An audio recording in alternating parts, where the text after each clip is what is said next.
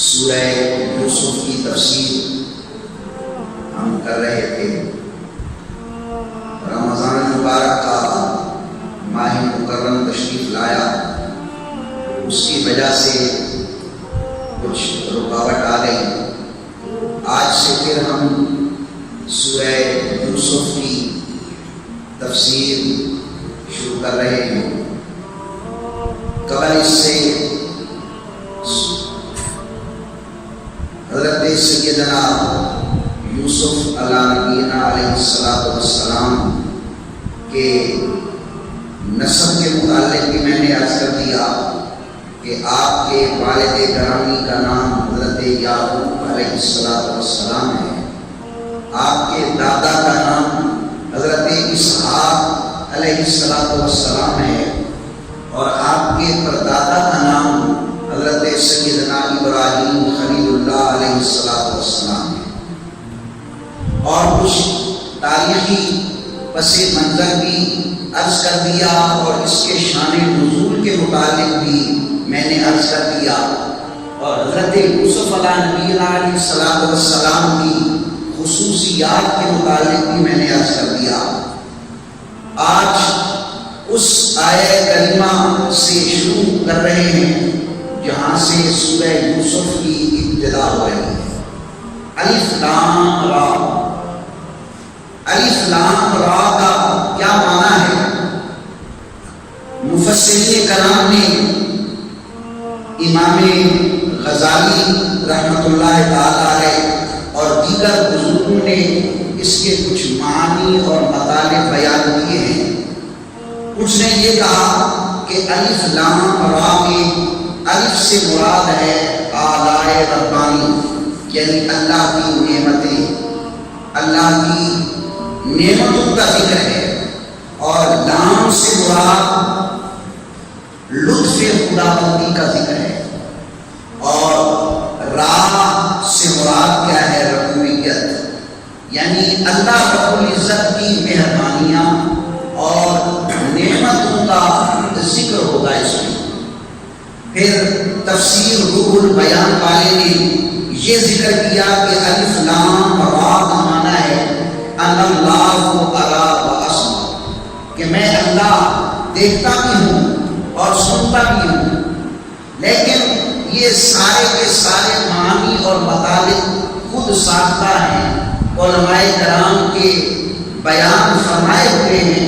حقیقی مطلب یہ ہے کہ یہ الف لام را یہ ہوں، یا باقی قرآن پاک کی سورتوں کے اوائل میں جو مفرد حروف آتے ہیں، مثلا الف لام میم قاف ہا یا عین صاد ہا میم عین، یہ تمام حروف یہ حروف مقطعات ہیں، اور حروف مقطعات کے متعلق مفسرین کرام فرماتے ہیں کہ ان کے معنی اور مطالب اللہ کریم جانتا ہے، اور اللہ نے اپنی مخلوقات میں صرف سرکار دو عالم نور مجسم کو ان کے مفہوم کا علم عطا فرمایا ہے۔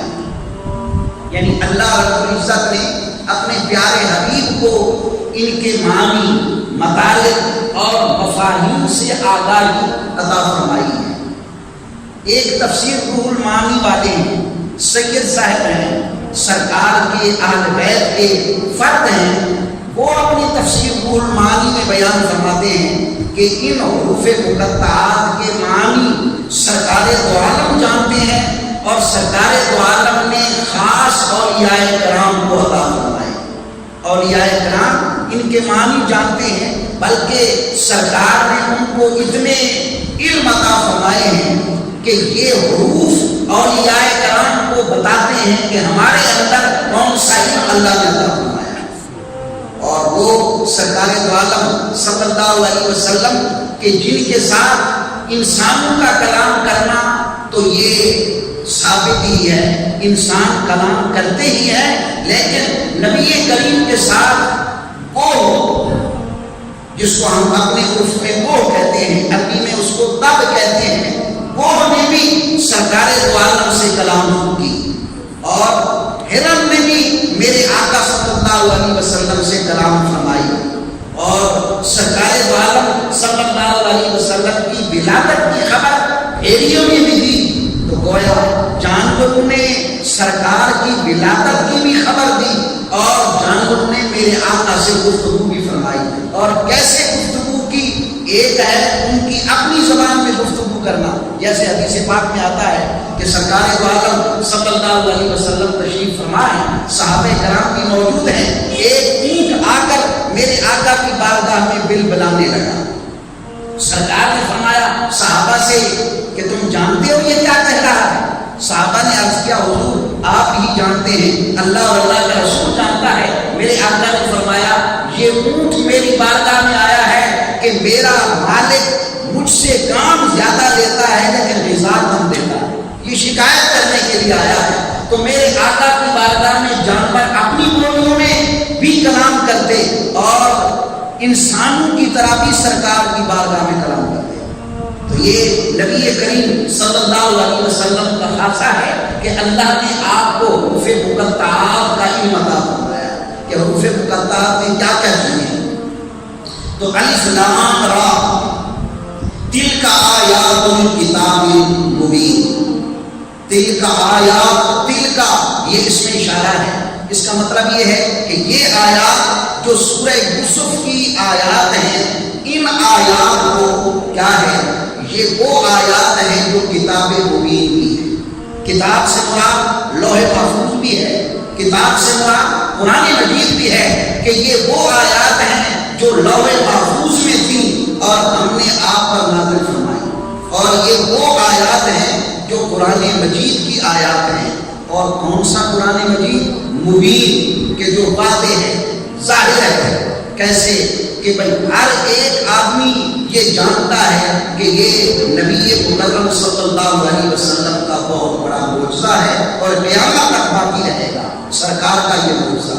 اور ہر ایک آدمی قرآن کریم کے متعلق یہ بھی جانتا ہے کہ یہ قرآن اللہ کا کلام ہے، کسی انسان کا کلام نہیں ہے بلکہ یہ رب ذوالجلال کا کلام ہے۔ تو دل کا آیات کتاب مبین، یہ کلمات، یہ آیات جو ہیں یہ کتاب مبین بھی ہیں۔ انا انزلناہ، یقیناً ہم نے نازل کیا ہے۔ یہ انزلناہ یہ جمع کا صیغہ ہے لیکن رب تو واحد ہے، رب ایک ہے۔ رب ذوالجلال فرماتے ہیں کہ ہم نے نازل کیا، رب تو ایک ہے تو جمع کا صیغہ کیوں استعمال فرمایا؟ تو علماء مفسرین کرام فرماتے ہیں کہ رب نے عزت و عظمت کے لحاظ سے، اپنی توقیر اور تعظیم کے لحاظ سے جمع کا صیغہ اختیار کیا۔ جیسے اس کی ایک مثال ہے کہ شاگرد استاد کے متعلق کہتا ہے، بیٹا باپ کے متعلق کہتا ہے کہ آپ یہ فرما رہے ہیں، حالانکہ والد تو ایک ہوتا ہے، استاد تو ایک ہوتا ہے، لیکن یہ کہا جاتا ہے کہ آپ یہ فرما رہے ہیں، مطلب یہ اس کی تعظیم مقصود ہوتی ہے، اس کی توقیر مقصود ہوتی ہے۔ تو رب نے بھی جمع کا صیغہ اپنی تعظیم و توقیر کے لحاظ سے ارشاد فرمایا کہ ہم نے نازل کیا۔ کس کو نازل کیا؟ اس کے مرجع مفسرین کرام فرماتے ہیں کہ یا تو اس کا مرجع قرآن ہے کہ ہم نے قرآن کو نازل کیا، یا اس کا مرجع کتاب ہے کہ ہم نے اس کتاب کو نازل کیا لوح محفوظ سے۔ کیسے نازل کیا؟ قرآن عربیہ، ہم نے قرآن کو عربی بنا کر نازل کیا۔ اور قرآن پاک کو عربی بنا کر کیسے، کیوں نازل کیا؟ یا یہ ہے کہ اس قصہ یوسفی کو ہم نے عربی زبان میں نازل کیا، پھر اس عربی زبان میں نازل کرنے کی حکمتیں کیا ہیں؟ مفسرین کرام فرماتے ہیں ایک تو یہ ہے کہ رب نے فرمایا اے سارے مکہ، تم نے جو سوال کیا ہمارے نبی کریم صلی اللہ علیہ وسلم سے اور تم نے یہودیوں کو اکسایا کہ یہ سوال کرو، تو نبی کریم صلی اللہ علیہ وسلم کی ذات طیبہ سے جو سوال کیا گیا تو رب نے فرمایا کہ اے یہودیوں، تم نے جو کفار مکہ کی اکساہٹ پر یہ سوال کیا، ہمارے نبی نے عربی میں جلدی جواب دے دیا، اور تمہیں یہ معلوم ہے کہ ہمارے نبی کسی کے پاس پڑھنے کے لیے نہیں گئے، کسی کے سامنے زانو تلمس طے نہیں کیا، اور دنیا میں کوئی ان کا استاد نہیں ہے ہیں اتنا جلدی پھر عربی میں جواب دے دیا تو سمجھ جاؤ، عقل کرو کہ تم ہمارے نبی کریم کی ذات پر ایمان لے آؤ۔ اِنَّا أَنزَلْنَاهُ قُرْآنًا عَرَبِيًّا، یا تو اس کا خطاب یہودیوں پہ ہے اور یا یہ خطاب ہے کن کو؟ عربیوں، کہ اے عربیوں دیکھو دنیا کے تمام لوگ فصاحت اور بلاغت کے لیے اور اصول قواعد و انشاء سمجھنے کے لیے تمہارے پاس آتے ہیں، اور باقی سارے کون ہیں؟ اجمی ہیں۔ اجم کا معنی گنگ ہوتا ہے۔ عربی لوگ کہتے تھے کہ کلام تو ہم ہی کر سکتے ہیں، یہ دوسری جتنی زبان والے ہیں سارے گنگے ہیں، بول نہیں سکتے، کلام نہیں کر سکتے۔ تو رب ذوالجلال نے فرمایا اے عربیوں تم ایسی کلام جانتے ہو کہ لوگ تمہارے پاس آتے ہیں، لیکن ہم نے قرآن کریم کو اس عربی میں نازل کیا کہ اس قرآن کریم کے سامنے تم گنگ ہو کر رہ گئے ہو، قرآن کے مقابلے میں تم ایک لفظ بھی بنا کر نہیں لا سکتے۔ اس لیے تو لوگوں نے اعتراض کیا کہ یہ تو بندے کی کلام ہے، یہ تو سرکار پہلے لوگوں کے قصے کہانی بنا کر ہمارے سامنے پیش کرتے ہیں۔ رب ذوالجلال نے اعلان فرمایا ان کنتم فی ریب مما نزلنا علی عبدنا فاتوا بسورۃ من مثلہ، اے کافرو اگر تمہیں شک ہے کہ ہمارے نبی کریم صلی اللہ تعالی علیہ وسلم جو قرآن سناتے ہیں یہ بندے کا کلام ہے تو آؤ اس کی چھوٹی سی صورت کے مقابلے میں کوئی صورت بنا کر۔ پھر رب نے فرمایا جو صورت نہ صحیح ایک آیت بھی بنا کر لاؤ۔ پھر فرمایا وَإِن تَفْعَلُوا فَإِن لَّمْ تَفْعَلُوا وَلَن تَفْعَلُوا، اللہ نے اعلان بھی فرما دیا تم نہ کر سکو بلکہ ہرگز نہیں کر سکو گے، تو تمہیں یہ تسلیم کرنا پڑے گا کہ یہ رب کی کلام ہے، کسی انسان کی کلام نہیں ہے۔ تو اس لیے اللہ رب العزت نے فرمایا کہ اے عربیوں یہ قرآن کریم عربی میں نازل کیا تاکہ لوگ تمہارے پاس سمجھنے کے لیے آئیں اور تمہیں اپنا استاد بنائیں، کیونکہ میرے نبی مکرم صلی اللہ علیہ وسلم کی مادری زبان جو عربی ہے تو ہم نے قرآن پاک کو بھی عربی زبان میں نازل کر دیا تاکہ دوسرے لوگ عربیوں پہ محتاج ہو جائیں۔ تو فرمایا انا انزلناہ قرآن عربیہ، کہ ہم نے اس کو قرآن پاک کو عربی زبان میں نازل کیا لعلکم تعقلون، تاکہ تم عقل رکھو۔ اب مفسرین کرام فرماتے ہیں عقل کا معنی کیا ہے؟ ایک عقل ضد کے جنون کے مقابل ہوتا ہے۔ سرکار دو عالم صلی اللہ علیہ وسلم نے فرمایا صحابہ کرام کو کہ جس میں عقل نہیں اس کا کوئی ایمان نہیں۔ ایک صحابی نے عرض کیا یا رسول اللہ اگر جس میں عقل نہیں اس کا ایمان نہیں تو پھر مجنون تو بے ایمان ہے، مجنون تو کافر ہوگا۔ سرکار دو عالم صلی اللہ علیہ وسلم نے فرمایا نہیں، یہ عقل جو ہے یہ جنون کے مقابل نہیں ہے بلکہ یہ عقل ایمان کے مقابل ہے، یعنی جس میں ایمان نہیں اس کا دین نہیں۔ لا دین لمن لا عقل لہ، کہ اس کا کوئی دین نہیں جس کا عقل نہیں۔ عقل سے مراد ایمان ہے، جس کے پاس ایمان نہیں اس کا کوئی دین نہیں ہے۔ تو یہ جنون کے مقابل نہیں ہے بلکہ ایمان کے مقابل ہے۔ اب اس آیت کا معنی کیا ہوگا؟ آیت طیبہ کا معنی ہوگا رب ذوالجلال نے فرمایا تاکہ تم ایماندار بن جاؤ، یہ ہم نے قصہ عربی میں نازل کیا، تم سمجھ جاؤ کہ عربی زبان میں اتنا جلدی نبی مکرم نے سب کچھ بتا دیا، جبکہ نبی کسی کا شاگرد بھی نہیں، نبی مکرم کے جو ہے نا استاد جو رب ذوالجلال ہے، تو پھر تمہیں عقل رکھنا چاہیے، ایمان لانا چاہیے، نبی مکرم پر ایمان لا کر مسلمان بن جاؤ۔ تو یہ اس کا مفہوم ہے لعلکم تعقلون۔ پھر آگے اللہ رب العزت نے ارشاد فرمایا، یہاں تک تو خطاب تھا رب ذوالجلال کا عام لوگوں کو اللہ کریم نے ارشاد فرمایا، خطاب فرمایا۔ آگے پھر رب ذوالجلال نے اپنے نبی مکرم سے خطاب فرمایا نحن نقص علیک احسن القصص، کہ ہم آپ پر ایک احسن قصہ بیان فرماتے ہیں۔ اب لوگ یہ سمجھتے ہیں کہ قصہ وہ ہوتا ہے کہ جس میں وقتی طور پر طبیعت خوش ہو جاتی ہے اور طبیعت کو اچھا لگتا ہے، بڑی بڑی باتیں اس میں سنا کر اس کو خوش کر دیا جاتا ہے، لیکن رب ذوالجلال نے قرآن کریم میں 5 چیزوں کو آسان فرمایا۔ ایک آسن کس کو فرمایا؟ آسن رب ذوالجلال کی ذات طیبہ نے قرآن کریم کو آسن فرمایا، دوسرا انسانی شکل کو آسن فرمایا، اور تیسرا آذان نماز، نماز کے لیے جو آذان دی جاتی ہے اس کو بھی آسن فرمایا، اور چوتھا دین اسلام کو آسن فرمایا، اور پانچواں قصہ یوسف کو آسن فرمایا۔ اب نبی کریم صلی اللہ تعالی علیہ وبارک وسلم کی ذات طیبہ پر نازل ہونے والے قرآن مجید میں ان 5 چیزوں کو اللہ نے آسن کیوں فرمایا؟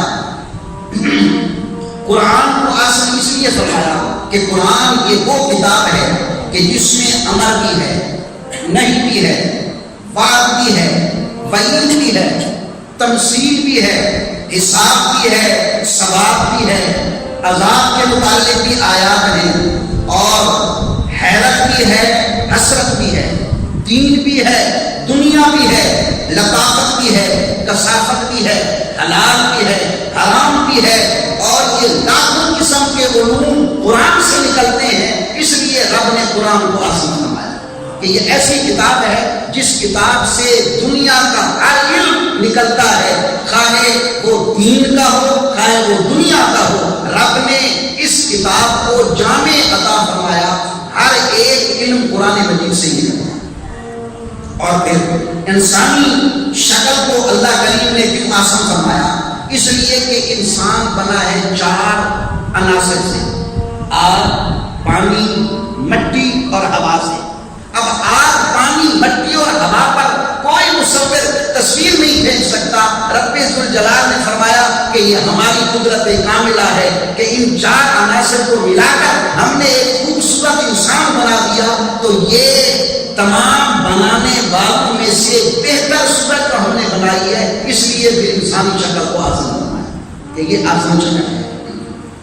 اور دوسری، رب ذوالجلال نے نماز کی آذان کو آسان فرمایا۔ اس کی وجہ کیا ہے؟ اس کی وجہ یہ ہے کہ تمام ندائیں جو ہیں، یعنی جو کوئی منادی کرتا ہے، اعلان کرتا ہے، ان تمام منادیوں میں، تمام اعلانات میں سے اعلیٰ اعلان اور اعلیٰ منادی آذان۔ کیوں؟ کہ اس میں ربوبیت کا بھی ذکر ہے، اس میں رسالت کا بھی ذکر ہے، اس میں ایسی چیز کا بھی ذکر ہے کہ تم اس کی طرف آؤ گے تو تمہاری دین و دنیا سنور جائے گی، قبر بھی سنور جائے گی، حشر بھی سنور جائے گا۔ ہر ایک چیز کو سنوارنے کے لیے اس میں ندا ہے، اس لیے تمام نداؤں سے اعلیٰ ندا ہے، اس لیے اس کو آسان فرمایا۔ پھر اس ندا دینے والے کو بھی، منادی کو بھی رب کے رسول نے یہ خوشخبری سنائی کہ جو اللہ کی رضا کے لیے کتنے سال تک آذان دیتا رہے، صرف اللہ کی رضا چاہنے کے لیے، وہ قیامت کے دن تمام لوگوں سے اس کی گردن اونچی ہوگی، معلوم ہوگا کہ یہ دنیا میں رب کی طرف بلانے کے لیے ندائیں کرتا رہا۔ اور اسی طرح دین اسلام کو کیوں آسان فرمایا؟ کہ اللہ کریم نے تمام انبیاء کو ایک چیز یا 2 چیزیں عطا فرمائی، ان پر واجب فرمائی، لیکن اسلام ایک ایسا دین ہے، ان تمام کا مجموعہ اسلام میں اللہ کریم نے واجب فرما دیا۔ تو یہ اسلام جو ہے یہ تمام دینوں سے افضل ہے، اس لیے اللہ کریم نے فرمایا کہ ان الدین عند اللہ الاسلام، کہ اللہ کے نزدیک دین جو ہے وہ اسلام ہی ہے۔ تو جب قرآن میں اس کو احسن فرمایا تو یہ معلوم ہوا کہ تمام پہلے ادیان سے اعلیٰ اور احسن دین وہ اسلام ہے۔ پھر اس قصہ کو کیوں احسن فرمایا؟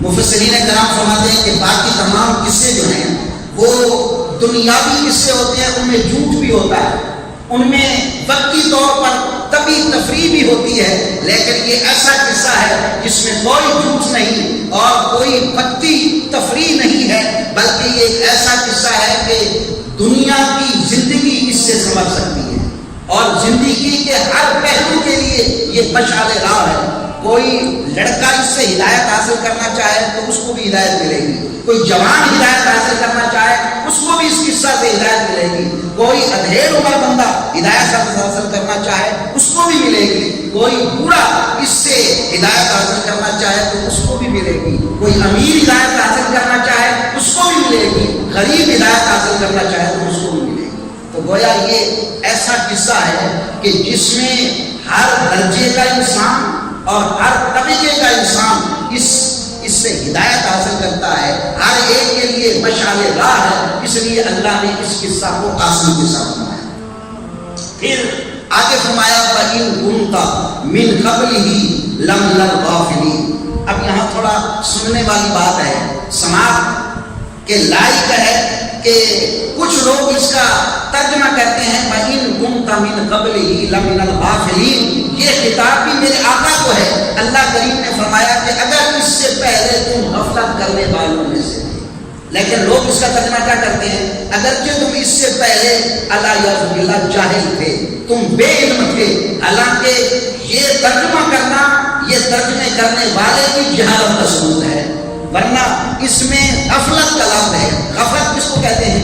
غفلت کہتے ہیں کہ بندے نے پہلے ایک چیز سنی ہو یا ایک چیز دیکھی ہو یا کسی چیز کا مشاہدہ کیا ہو، ان تین چیزوں میں سے کوئی ایک کیا، پھر اس کو ذہن سے اتر گئی، وہ اس کے ذہن پر پردہ کیا اور وہ پردے میں چلی گئی، علم ہے لیکن وہ پردے میں چلی گئی۔ جیسے اس کی مثال سمجھے، ایک حافظ قرآن ہے، اس سے پوچھا جائے فلاں آیت کہاں ہے تو وہ سوچنے لگ جائے گا، حالانکہ وہ پڑھا تو اس نے ہے، علم تو ہے اس کے پاس، لیکن وقتی طور پر پتا دیا، پھر سوچنے کے بعد اس کو وہ مستحضر ہوگی ذہن میں۔ اسی طرح رب کائنات کے جو پیارے محبوب ہیں، انہوں نے پہلے کیا کسی سے پڑھا نہیں تھا اور نہ ہی کسی سے سنا تھا، کسی ایسے آدمی کے پاس بھی نہیں بیٹھے تھے سرکار کے جس نے آپ کو قصہ یوسف سنایا ہو مکمل، نہ ہی کسی سے پڑھا تھا۔ یہ ظاہر ہے کہ میرے آقا کو رب کائنات نے ان تمام چیزوں کا مشاہدہ کرا دیا تھا کہ پیارے ابراہیم کے اتنے بیٹے تھے اور فلاں بیٹے کی اتنی اولاد تھی، پھر فلاں اولاد نے یہ کام کیا، یہ ہوا، یہ مشاہدہ کرا دیا، پھر اس مشاہدہ کی تھوڑی غفلت آ گئی۔ رب کائنات نے فرمایا پیارے حبیب، جو اس قصہ سے تمہیں غفلت آ گئی تھی، ہم نے قصہ کو وہی کر کے دو غفلت ختم کر دی۔ جہاں بے علمی مراد نہیں ہے، جہالت مراد نہیں ہے، بلکہ غفلت ہے، اور غفلت جس کو ہوتی ہے تو وہ جاہل نہیں ہوتا، بے علم نہیں ہوتا، بلکہ وہ علم والا ہوتا ہے۔ تو گویا اس کا ترجمہ یہ کر کے کہ آپ اس سے لاعلم تھے، وہ اپنی لاعلمی کا اظہار کرتے ہیں، ورنہ میرے آقا صلی اللہ علیہ وسلم کو تو رب ذوالجلال نے تمام چیزوں کا ما کان و ما یکون کا عالم بنا دیا۔ اور پھر اس قصہ میں، یہ قصہ حضرت یوسف علیہ السلام نے کب دیکھا، کس کیفیت میں دیکھا؟ کچھ علماء نے فرمایا کہ یہ خواب ہے اور یہ خواب رات کو دیکھا، کچھ نے کہا کہ دن کو دیکھا۔ نبی کا خواب چاہے رات کا ہو یا دن کا ہو، وہ حجت ہے، وہ وحی الہی ہوتا ہے، اور اس سے دلیل پکڑنا یہ انتہائی بہترین کبھی دلیل ہوتا ہے۔ پھر حضرت یوسف علیہ السلام نے 7 سال کی عمر میں یہ خواب دیکھا۔ کس کیفیت میں دیکھا کہ حضرت یعقوب علیہ السلام کی گود میں، چونکہ سب سے چھوٹے تھے اور سب سے چھوٹا بچہ وہ والدین کو بڑا پیارا ہوتا ہے، حضرت یعقوب علیہ السلام کی گود میں سو رہے تھے، اسی گود میں سونے کی کیفیت میں یہ خواب دیکھا۔ اور پھر خواب کیسے دیکھا کہ 12 ستارے باری باری آتے ہیں اور وہ جھکتے ہیں یا سجدہ کرتے ہیں، اور ان 11 ستاروں کے بعد پھر سورج آتا ہے، پھر چاند آتا ہے اور وہ جھکتا ہے یا سجدہ کرتا ہے۔ پھر یہود نے محمد کریم صلی اللہ علیہ وسلم سے سوال کیا کہ آپ ہمیں بتائیں وہ جو 11 ستارے حضرت یوسف علیہ السلام کو سجدہ کر رہے تھے، ان کا نام کیا تھا، وہ کون کون سے ستارے تھے؟ سرکار نے فرمایا اگر میں نام بتا دوں تو ایمان لاؤ گے؟ تم نے کہا یہ لائیں گے ایمان۔ یہ تو ان کی اپنی بات ہے کہ لائیں یا نہ لائیں، لیکن میرے آقا نے 11 کے 11 ستاروں کا نام نہیں بتایا۔ یہ اللہ رب العزت نے سرکار دو عالم صلی اللہ تعالی علیہ وسلم کو علم عطا فرمایا۔ یہ تفسیر صحابی والے نے اپنی تفسیر میں نقل کیا۔ تو اللہ کریم ہمیں قرآن کریم کے اسرار و رموز کے سمجھنے